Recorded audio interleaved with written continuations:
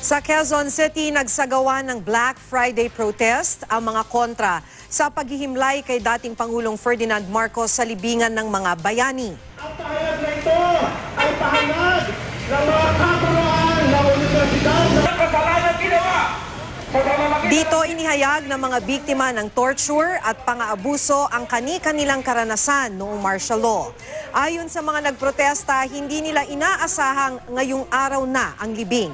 Kulang daw ang kanilang panahon para ipahayag ang kanilang protesta.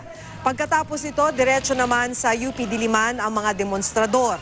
Asahan daw ang mga susunod pang kilos protesta laban sa anilay kawalan ng hustisya. Hindi po tayo titigil mga kasama. Dadating ang araw na ito nang ilibing ang Marcos na yan.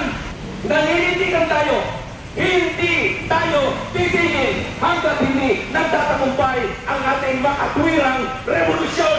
Ang paglibing kay Marcos sa libingan ng mga bayani ay paglabastangan sa magigibanga ng mga mamayang Pilipino.